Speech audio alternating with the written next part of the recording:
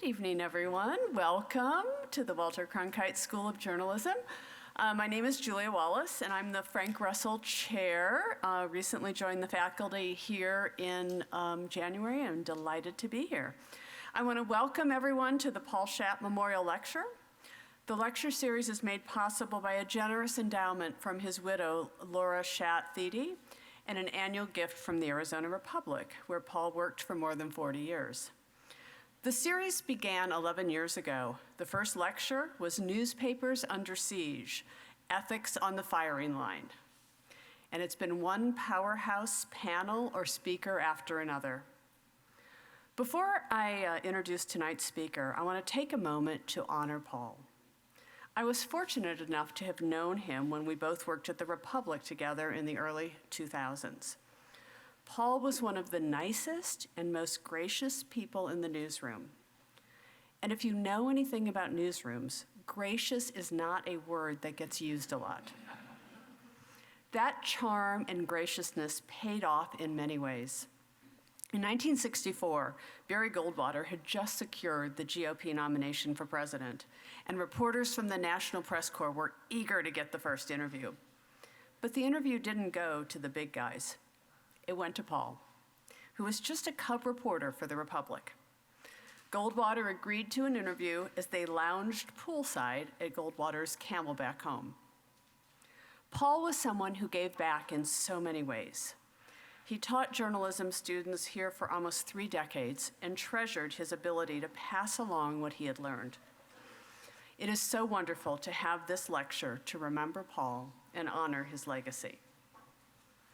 Tonight's lecture is another powerhouse. This guy is so powerful, he was even played by Michael Keaton in a recent movie. No, not Batman, but almost. If you live in Boston, there are 2 things you hear that would really scare you. Number 1, there's a giant snowstorm coming and we're out of salt. Or number 2, Walter Robinson is on the phone and has a few questions for you. Walter, or Robbie as he is known, is the longtime Boston Globe investigations editor who led the newspaper's Pulitzer Prize-winning report on the Roman Catholic Church sexual abuse scandal, recounted in the Academy Award-winning documentary Spotlight.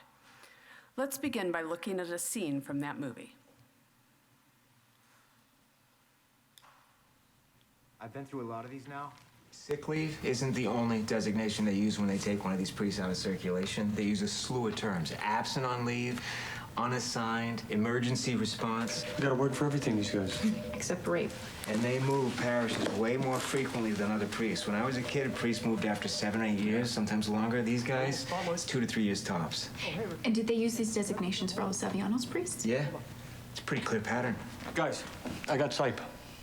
I think if you really want to understand the crisis, you need to start with the celibacy requirement. That was my first major finding. Only 50% of the clergy are celibate. Now, most of them are having sex with other adults. But the fact remains that this creates a culture of secrecy that tolerates and even protects pedophiles. So you believe the church is aware of the extent of this crisis? Oh, absolutely. After the first major scandal in Louisiana, Tom Doyle, the secretary canonist for the papal nuncio, co-authored a report warning pedophile priests were a billion-dollar liability. That was in 1985. 1985? That's right. Who saw that report? Anyone from the Catholic hierarchy? Sure. Doyle tried to introduce the report at the National Conference of Catholic Bishops. In fact, Cardinal Law initially helped to fund the report, but then he backed out and they shelved it. Richard, Robbie here. We think we have 13 priests in Boston that fit this pattern, which would be a very, very big story. Does that sound right to you in terms of scale? No, not really, Robbie. Sounds low to me. My estimates suggest 6% act out sexually with minors. 6% of what? 6% of all priests. How many priests do we have in Boston? About 1,500. 1% is 15. 6% is 90. Wait, 90 priests? Is that possible? From a metric standpoint, Yes, that would certainly be in line with my findings.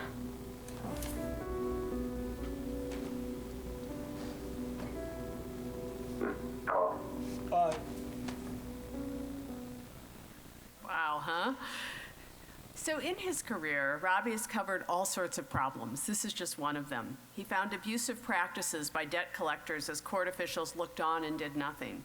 He found abuses including enormous fees nationwide by private charitable foundations that resulted in tougher IRS standards. He probed the international trade in illicit antiques. He derailed a gubernatorial campaign because the candidate had a little issue with his resume. And then there was the discovery that George W. Bush went AWOL from his Texas Air National Guard duty. Robinson, a 1974 graduate of Northeastern University, is editor-at-large of the Globe. He's been with us this semester as a Donald Reynolds visiting professor. Robbie's going to talk about the importance of an aggressive and vigilant press in our democracy. Afterwards, he'll take some questions. And I have one request: make sure you give him some tough ones. With that, Robbie, come on up. It's all yours. Thank you.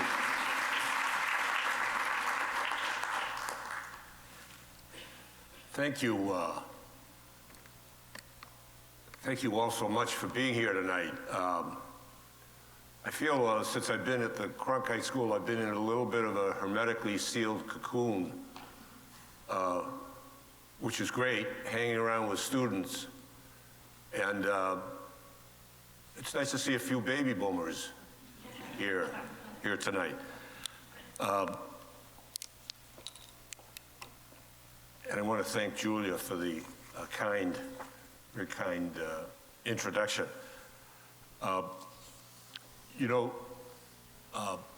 Speaking of the movie Spotlight, I don't know how many, everybody must now be aware of what happened at the Oscars last night. So I'm now hoping that when a year ago last night, when Morgan Freeman opened the Best Picture envelope and he said Spotlight, he wasn't just asking for a flashlight so he could read the card. So who knows? Thank you all for being here. And also thanks to Beth Nakamura, who made this event possible. As those of us who are here at the Cronkite School know, she's an amazing organizational talent, really, really bigly. And in fact, if Beth had been running the other presidential campaign, we would probably have a lot less to talk about tonight. There are worse segues to the matter at hand. In December, when Chris Callahan asked me for a topic for tonight, we decided it should be this: can democracy survive? Only if investigative reporting does. It seemed like a good idea at the time. Now it is a question that has our democracy in turmoil. Turmoil we never imagined, or most of us never imagined, could possibly happen. And who could have foretold it? Every 4 years, one way or another, we are reminded how woefully bad we as journalists are at predicting the future. For me, I'm still wondering what happened to President Kerry. God knows we have enough trouble getting the past right. The irony will not be lost on you. I'm here to talk about the future of investigative reporting. Even the post-election storm clouds looming on the horizon didn't frighten many of us enough. In mid-November, I emailed a media lawyer friend of mine about the president-elect's attacks on the press. His response, quote, "He is the biggest threat to the First Amendment since the Obama administration." Now, that was context. First, a reminder that it's been a very long time since we had a president who wasn't furious half the time about the coverage he got. But Obama was different. And that was my friend's point. His Justice Department, you may recall, used the Espionage Act 9 times trying to flush out national security whistleblowers who decided the public had a right to know what their government was up to. How do you expose whistleblowers? You subpoena reporters and demand that they reveal their sources. It is because of those actions that one of our colleagues, Jim Risen of the New York Times, came within a whisker of going to prison for protecting his source. At the last moment, however, the Justice Department blinked. And why did it blink? Because the president knew that the people who elected him would find such an outcome unacceptable in a free society. Well, there's a new sheriff in town. I'm not, by the way, talking about the successor to Sheriff Joe. To the new president, journalists are scum. All of us, not just some of us, all of us. Think about that. All of us are dishonest. Which means this: the coverage he has been receiving does not match his fanciful notions of how he and his vision for our future should be perceived. Many news organizations have been declared enemies of the American people. I only wish that he had added the Boston Globe to that list. This is no fit of pique, as much as we might wish it to be. This effort to marginalize and delegitimize journalists is a major imperative of this White House. You might think the first priority is rounding up undocumented immigrants, or denying entry to Muslims, or repealing Obamacare, or opting out of trade agreements, or beefing up our nuclear arsenal. It is none of those. This president and his ideological puppeteer, Steve Bannon, must know that muzzling the press dramatically improves their chances to achieve their objectives. No doubt, Bannon knows the truth of what Churchill said. Quote, "A free press is the unsleeping guardian of every other right that free men prize. It is the most dangerous foe of tyranny." This White House, like no other in its infancy, has been bedeviled by leaks of classified information. To the president, those stories are fake news, even when they are demonstrably true. Like the Washington Post stories that forced Trump to sack his national security advisor, or stories that raised troubling questions about Russian influence in our election. To no one's surprise, the president and his aides have vowed to stop them. I fear what they may do. There is really only one path prosecutors can take to ferret out whistleblowers: subpoena the reporters. If that happens, the journalists, on principle, will refuse to identify their sources. What does the president do? He does precisely what Obama did. He listens to his base. Remember what the crowds chanted when he talked about crooked Hillary. The chant will be essentially the same: lock them up. And he will. Now, that's a pretty dystopian view of what awaits us, and I hope I'm wrong. Remember, journalists are lousy forecasters. And second, the public, You have a say in this, if it can find its voice. And if the public can find its voice, here is the message the nation and its president must heed. It is the role of the press to protect the public from the excesses of government. It is not the role of the government to protect the public from the supposed excesses of the press. 2016 was an okay year for myself and some of my Globe colleagues. Starting a year ago last night. But it was a pretty good moment for journalists.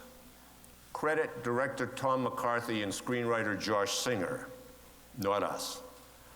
The film stood for every one of us and what we do. It was the perfect elixir at the right moment. It pushed the economic malaise that enshrouds the news business briefly into the background. It was the perfect high, an overdue reminder that what we do really does matter. For journalism students, it was an affirming moment that there are few career choices as rewarding as journalism that holds the powerful accountable for their actions. The conversation prompted by the film even led some editors to revisit decisions to cut back on investigative reporting because they had decided it was too expensive. They thought it was a luxury they could no longer afford. But in fact, as events of this past year have made so clear, investigative reporting is a necessity we cannot afford to do without. Spotlight, the film, recreated a story from a long time ago, 2001. Back then, the Globe and other papers still had, as we were fond of saying, two sets of presses, one to print the papers and one to print the money. And then the money died. So then,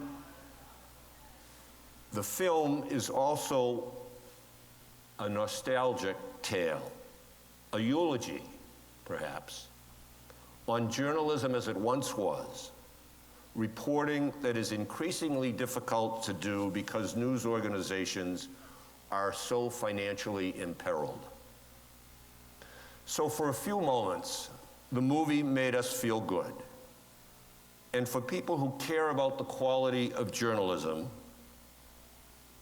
it reinforced their belief that democracy can work well for everyone only when journalism works well for everyone.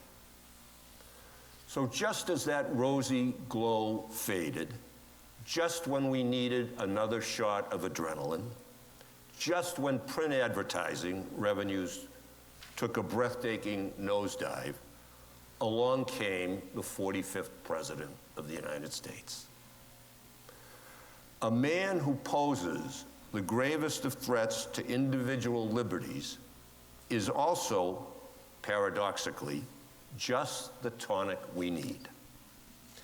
The very person who wants to cast out the watchdogs has awakened them, all of them.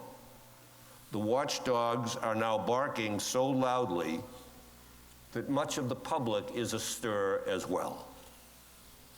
For the moment, at least, investigative reporting is not a stock you should short. For the moment, at least, those dark clouds on the horizon have receded. I am an investigative reporter. I won my first investigative reporting award for undercover work I did for the Boston Globe as a student intern in 1973. But I never called myself an investigative reporter.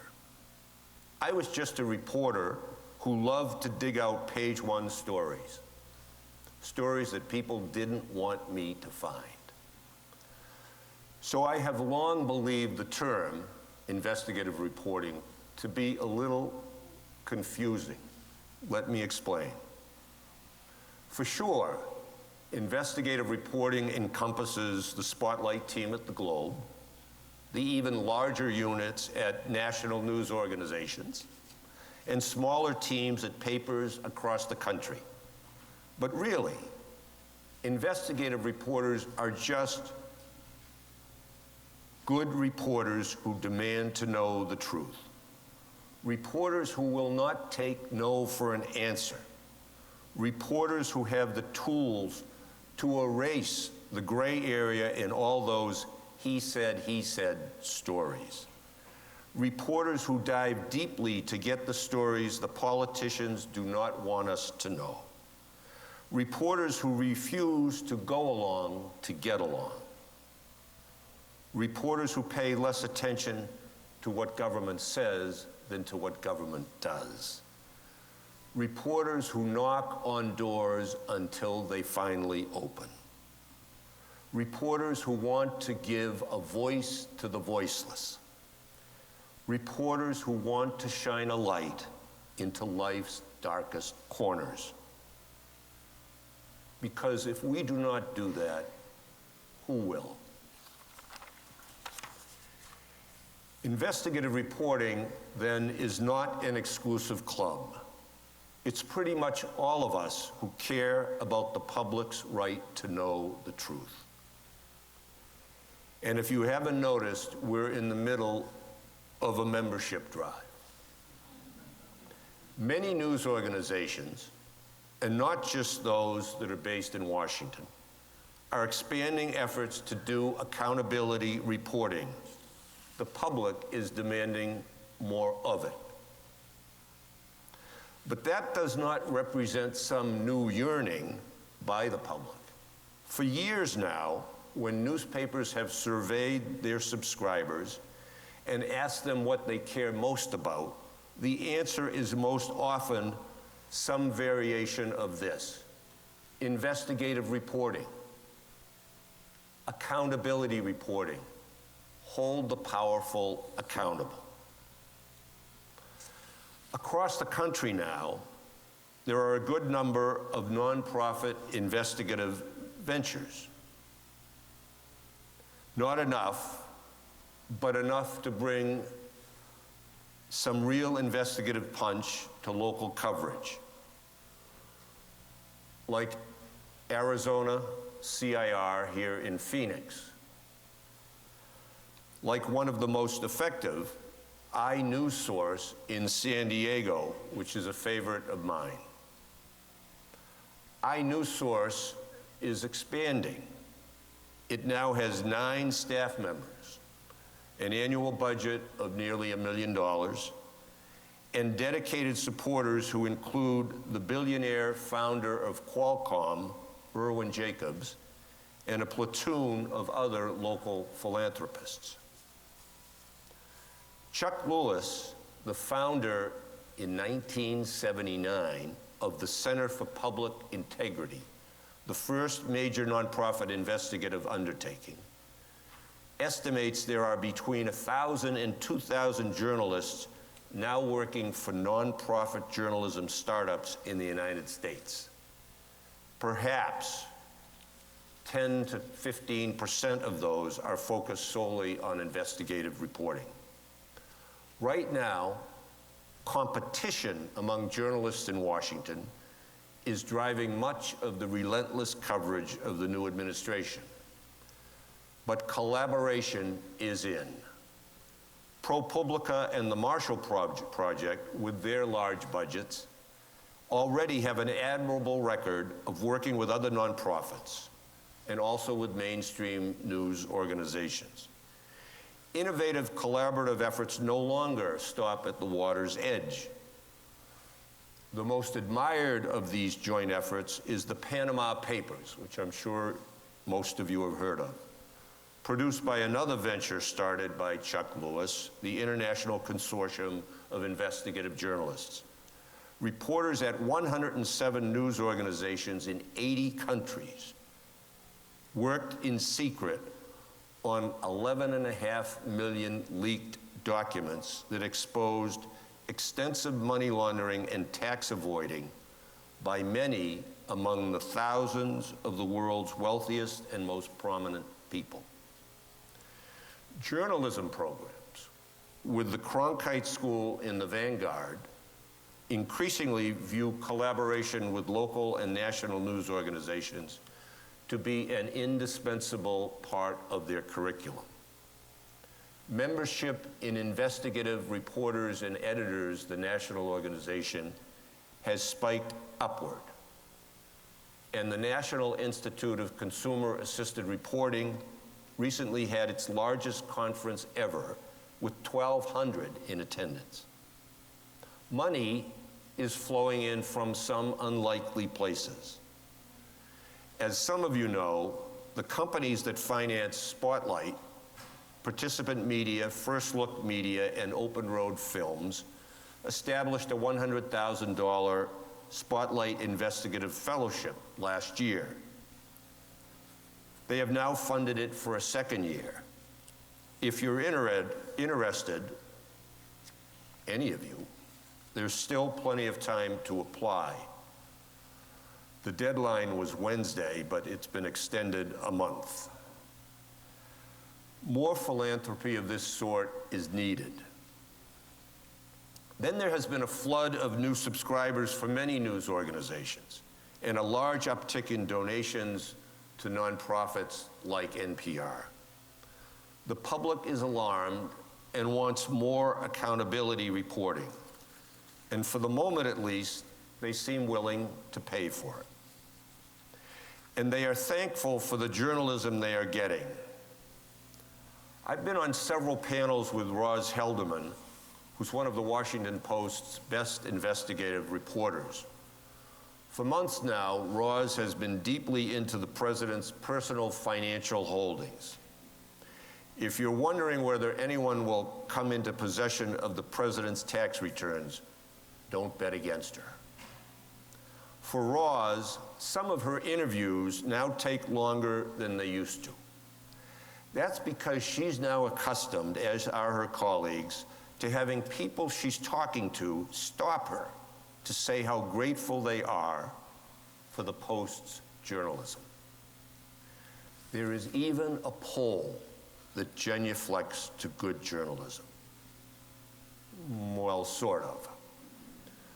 Overall, the sampling by Quinnipiac University found that Americans trust the media to tell the truth about important issues more than they trust the president, by a margin of 52 to 37%. I know. That's a little like being declared slightly more virtuous than the schoolyard bully. I'm not so good at playing Pollyanna, so let me talk a little bit about the downside, the potential downside in our future. With all the focus on the national government, however appropriate, it is local journalism whose future is most in jeopardy.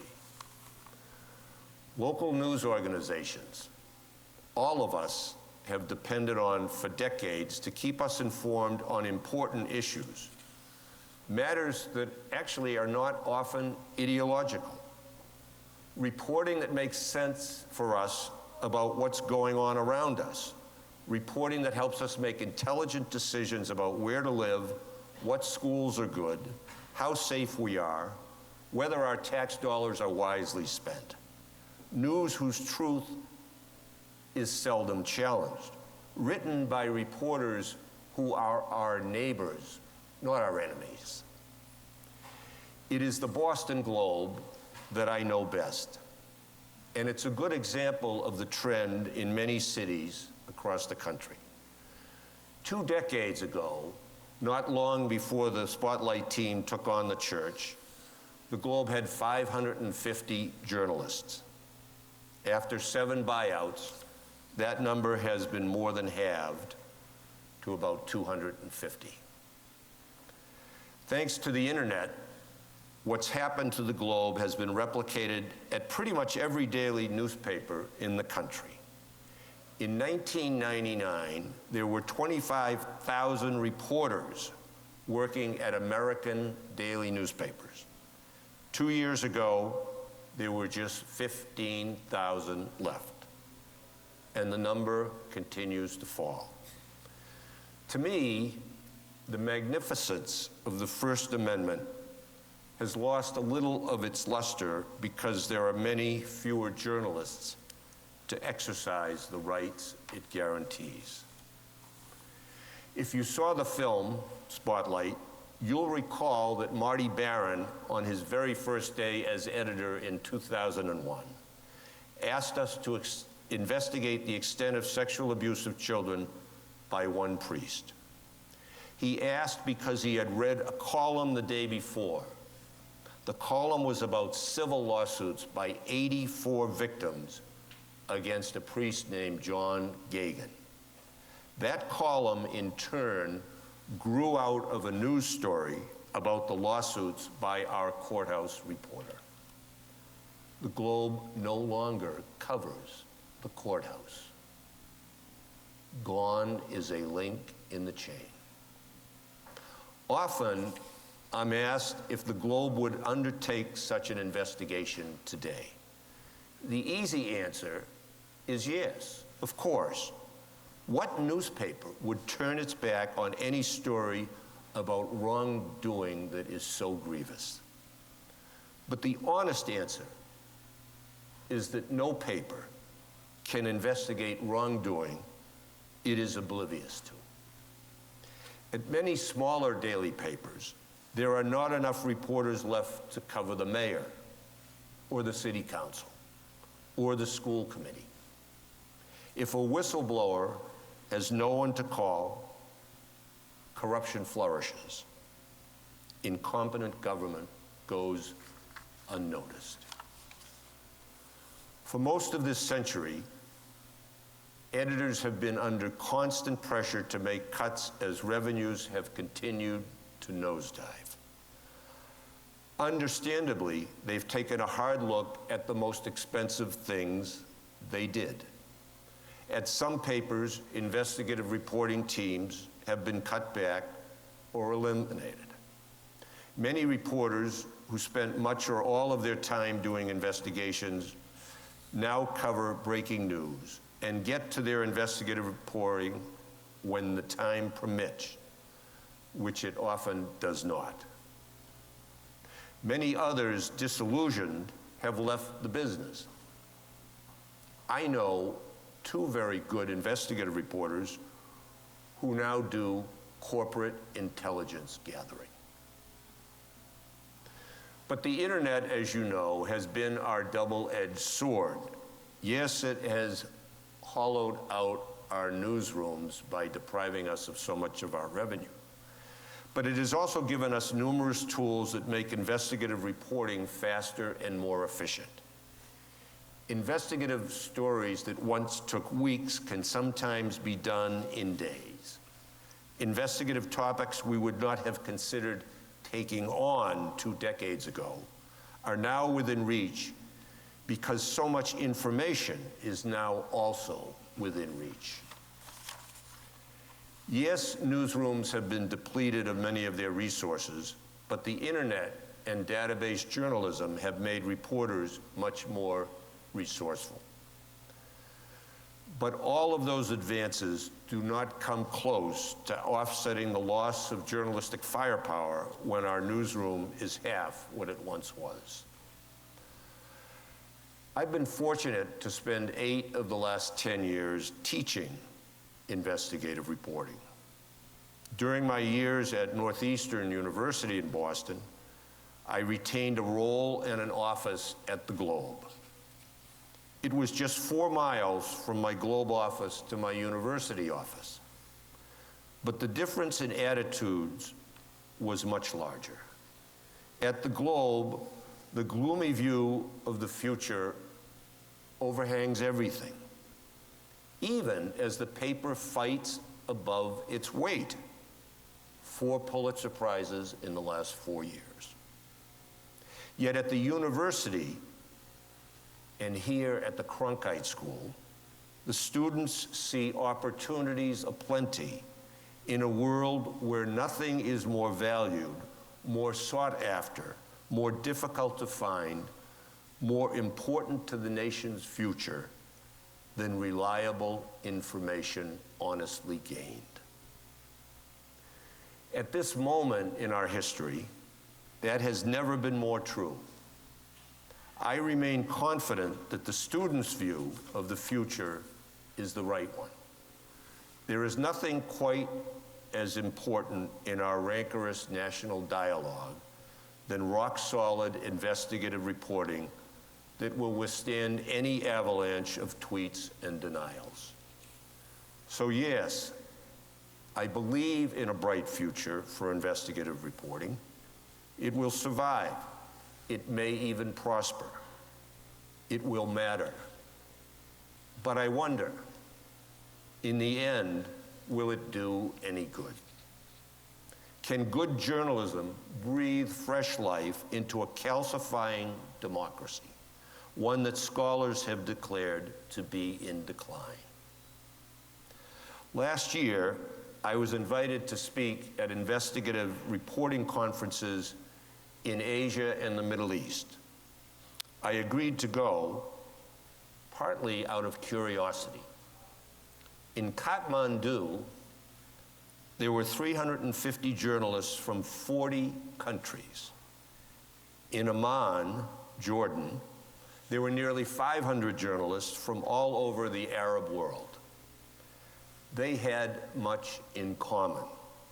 First off, very few of them came from countries where there is anything approaching freedom of the press as we know it. At the Asia conference, a score of the journalists were from China, where the regime has cracked down and cracked down hard on what little free expression there was. In Amman, Yoshri Fuda, among the most revered Arab investigative journalists, does his reporting from Berlin. If he were home in Egypt, he would disappear. At both conferences, the journalists were eager to learn as many investigative and database reporting techniques as they could. Why? Because they want their societies to change, and they see good journalism, even done incrementally and cautiously, as the tip of the lance, the way to push for transparency and freedom in their societies, the way to expose rampant corruption that keeps their economies down. And for all this prodding and poking they are committed to doing, they put their livelihood, their safety, and often their lives at risk. Here, we journalists take few risks, if any. Our rights, we assume, are guaranteed. But we as Americans take too many of our freedoms for granted, as if we've forgotten the blood that was shed from 1775 in Concord to 1863 in Gettysburg to 1965 at Selma. The blood that was shed to obtain those freedoms, to preserve those freedoms. At home, it is sobering to see how steep is the road ahead. Look at the numbers from November 8th, and I don't mean the results. 93 million eligible voters didn't even bother to show up.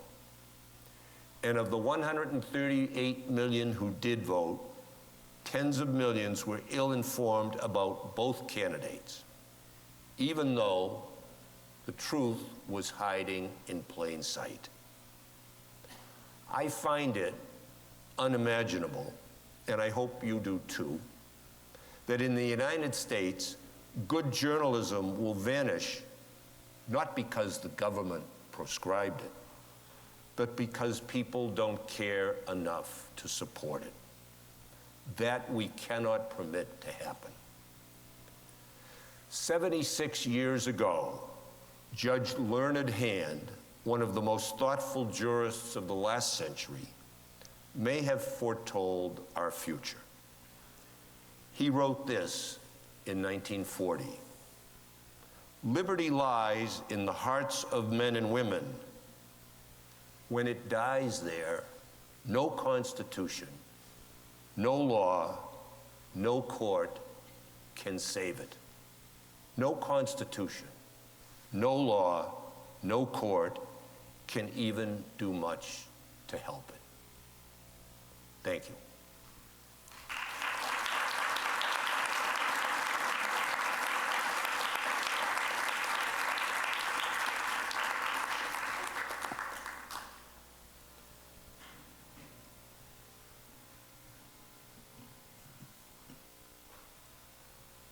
Thank you, Beth. Do we have time for questions?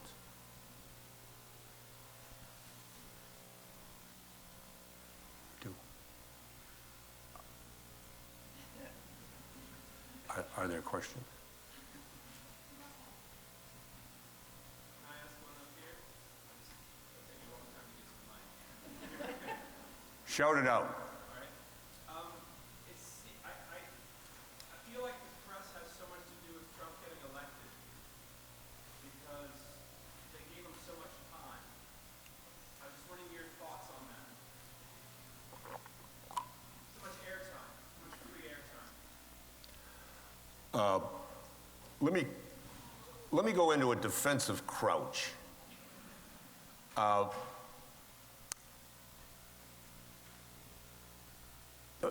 The press is a many-tentacled thing. It is absolutely indisputable that Trump received, and the number may have gone up, but somewhere near $2 billion in essentially free time, the vast bulk of that on cable news channels, including CNN, which he now detests, during the run-up to the primaries. There's no question. I would defend my colleagues a little bit on that. Let me just compare it to the general election, because what you had was one candidate who was very skilled at taking advantage of opportunities to drive his message on free television, and another candidate who ran much more traditionally and was seldom, and that's, I think, an overstatement, seldom available. So that ended up as obviously a bit of a political slam dunk, both in the primaries and one would argue in the general election in terms of coverage. But there are other tentacles. If the question is, did the press get Trump elected? Starting early last spring, there was an enormous amount of very good investigative reporting about the now incumbent president that was readily available in many major news organizations. So we have a bit of a mixed bag. I mean, after every, I can only go back to my first presidential campaign was 1984. After every 4-year campaign, we have a retrospective, and part of it is always how the press kind of stumbled and could have done a lot better.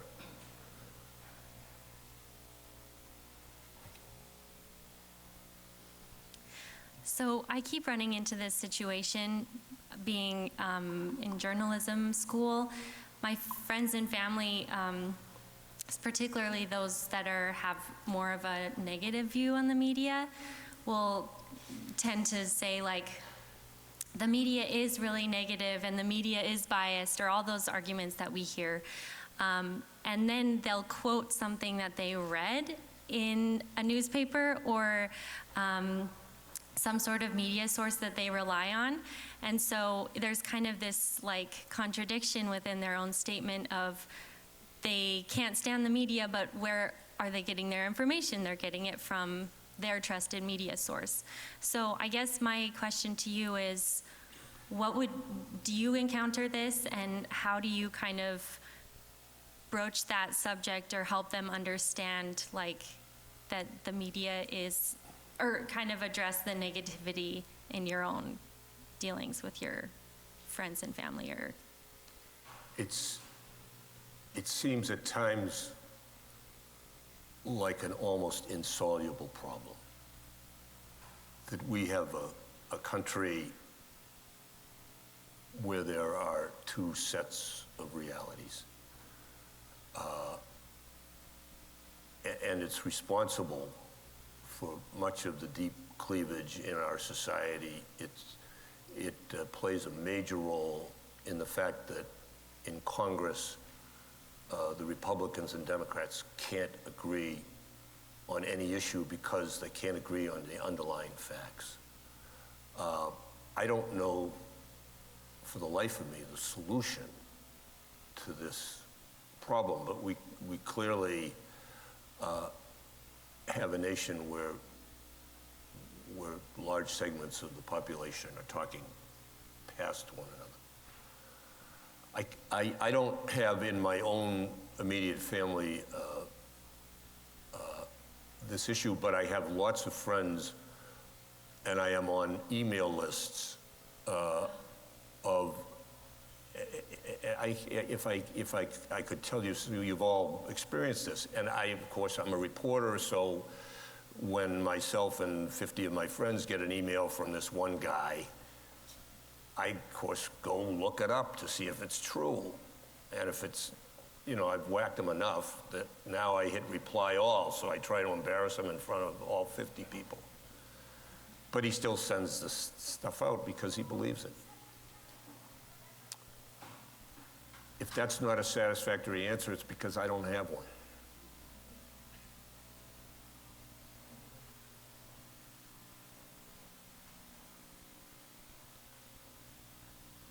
Hi, again.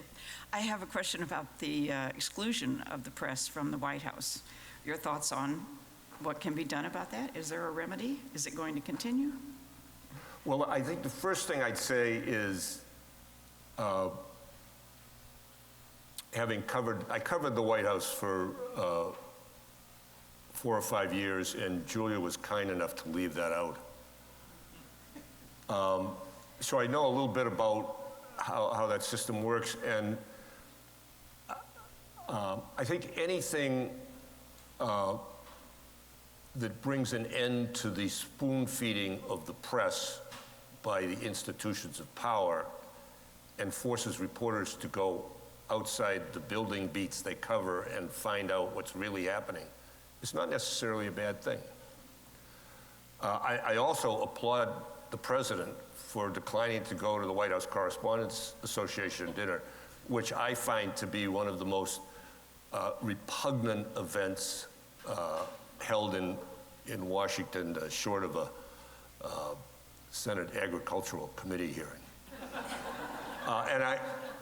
But to the specific question, to be serious, no White House, no administration should exclude reporters based upon the ideology they perceive of the news organization.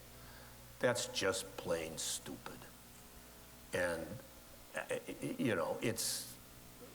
it plays to the base, but the base is not a majority of this country. Yes, sir. Winston Churchill notoriously said, a lie gets halfway around the world before the truth can get its shoes on. We have a president who tweets every night. Are we doing a good job about getting our shoes on? You know, I love the line from the Oscar host last night. Was it Jimmy Fallon? Jimmy Kimmel. Johnny Carson, he's my guy. I love the line when the president tweets during his 5 a.m. bowel movements. I thought that was pretty good.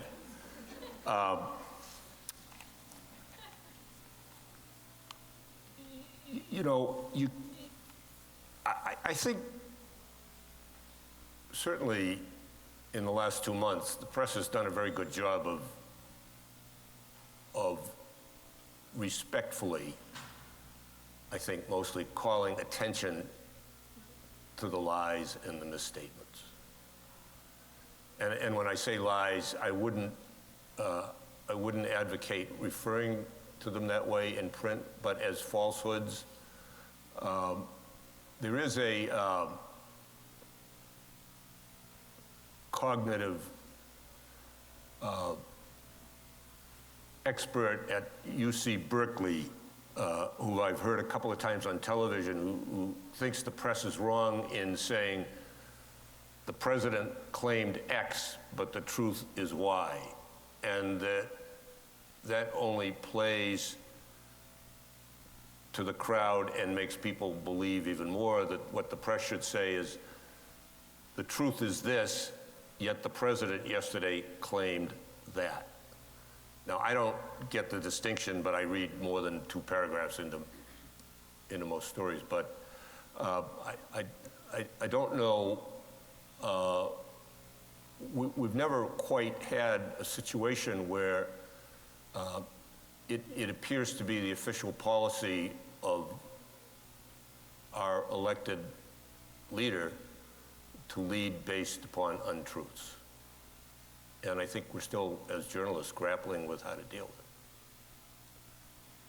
Yes, please. Good evening. My name's Ashley. I'm a sophomore here at the Cronkite School. And I wanted to say I was lucky enough to see Spotlight in a theater full of my peers. I really enjoyed the movie. And I grew up in an Irish Catholic household, and I don't consider myself religious right now, but my mom and my grandma both do. And so I told them, I'm like, oh, you really got to see this movie. It's really eye-opening. And they didn't want to. And so my question to you, and this kind of builds on a question that was already asked, is how do we appeal to those who don't want to know the truth or want to turn their cheek, you know, and as investigative journalism grows, you know, how do we appeal to those people? I think, first of all, I think they should see the film because it's really not, it's nothing to avert your eyes at. You know, the director, Tom McCarthy, I thought did a brilliant job of telling the stories of victims, priests, through the eyes of the reporter, and in a way that didn't make people uncomfortable. So I think it's that's the easy answer.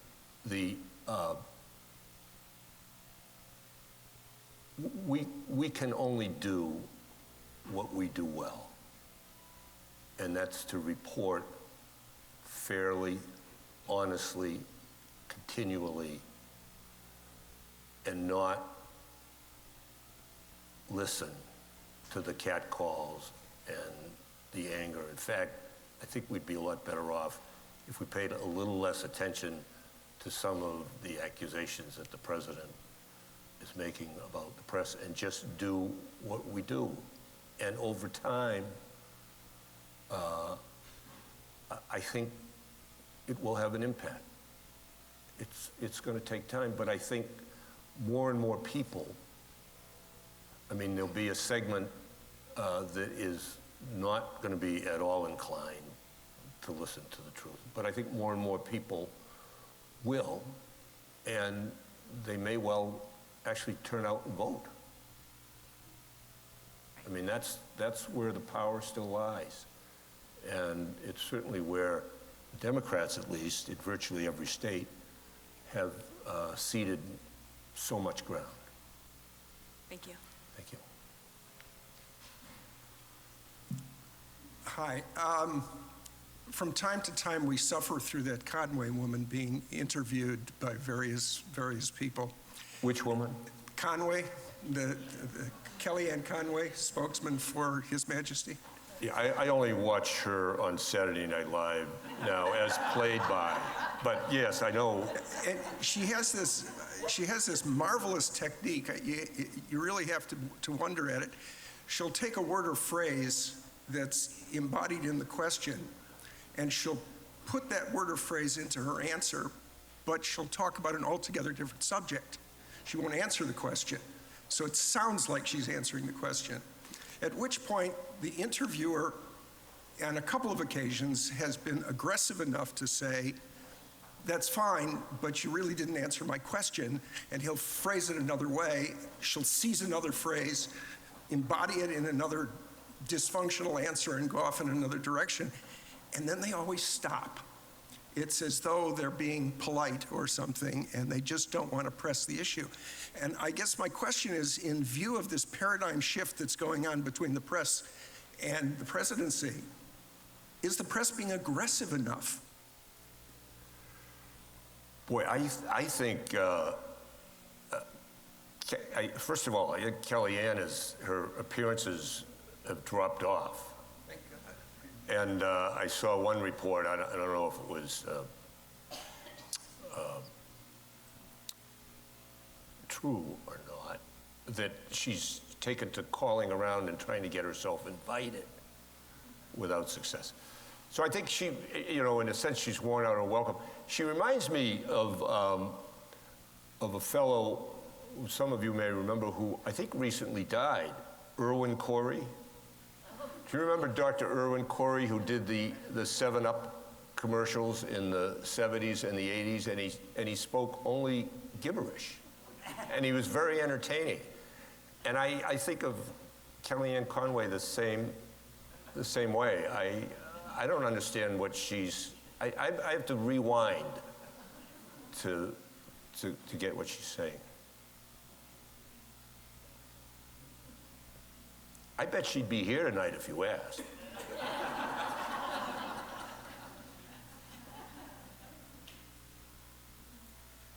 Hi. You talked about how investigative reporting is expensive, both in time and money for the employees. As I get older, I realize so much of personal and professional success is just time management.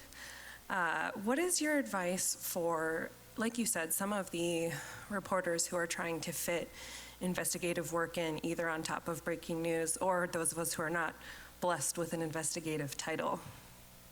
What can we do to get those leads? Or well, first of all, there's no story that you're assigned to work on for tomorrow's paper that doesn't have buried somewhere in the 4th or the 5th paragraph a much better story. And that in your reporting for tomorrow, you can begin to ask questions. And some of the best investigative stories actually come out of reporters following up their own work, or people lurking outside like me who read stories in the paper and look at them and try to figure out what's really going on. So that's one way. I mean, you're a step ahead of if you go deeper in the stories. Another view of mine, and I think this is almost always true, that even that 2-paragraph brief that gets buried deep in the paper, a good reporter can take and report it out and get it onto the front page of the paper. That there are so many great stories out there. We just don't often look for them in the way that we should. So if wherever you're working, whatever you're assigned to, if you have a good editor and you come to her or to him with a better idea, you should get to do it. Thanks. It's 8:01 and the hook is coming.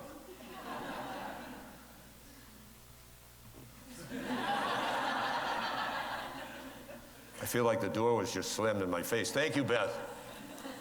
Thank you all very much for coming.